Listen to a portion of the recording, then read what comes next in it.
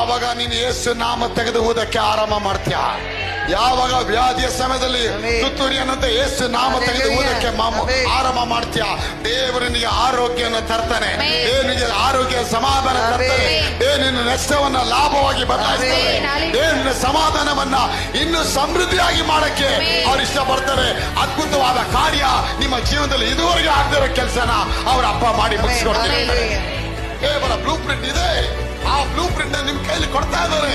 ಆ blue print ಏನು, ಆ ಬ್ಲೂ ಪ್ರಿಂಟ್ ಅಲ್ಲಿ ಏನು ಬರ್ತಿದ್ದಾರೆ, ಆ ಬ್ಲೂ ಪ್ರಿಂಟ್ ಯಾವಾಗ ನೆರವೇರುತ್ತೆ ಅದೆಲ್ಲ ತಿಳ್ಕೊಳ್ಬೇಕಂದ್ರೆ ನಿಮಗೊಂದು ವೇದಿಕೆ ಕೊಟ್ಟಿದ್ದಾನೆ, ಅದು ದೇವರ ಸಭೆ.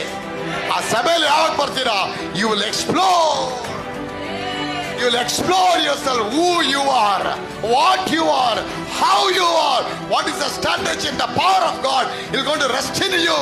ನಿನ್ನೊಳಗಿರುವ ಕಾರ್ಯ ಸಾಧಕ ಮಾಡತಕ್ಕಂಥ ಪುನರುತ್ಥಾನದ ಶಕ್ತಿ ಎಷ್ಟು ಮಹಿಮೆನದು ನೀವು ತಿಳ್ಕೊಳ್ಳಕ್ಕೆ ಶಕ್ತಿ ಆಗುತ್ತೆ.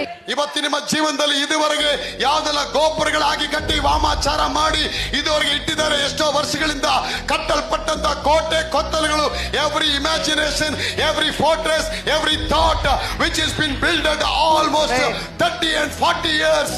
Today God is going to destroy them in the name of Jesus. ಯೇಸು ನಾಮದಲ್ಲಿ ಆ ಫೌಂಡೇಶನ್ ಇರತಕ್ಕ ಕಲ್ಲುಗಳನ್ನ ತೆಗೆದು ಹಾಕ್ತಾನೆ. ಒಂದೊಂದು ಸುತ್ತಬೇಕಾದ್ರೂ ಕೂಡ ಪ್ರವೀಣ್ ಅವರೇ ದೂತರುಗಳು ಕಲ್ಲ ತೆಗಿತಾನೆ ಬಂತು. ಅದು ತೆಗಿಯಕ್ಕೆ 7 ದಿನ ಆಯ್ತು.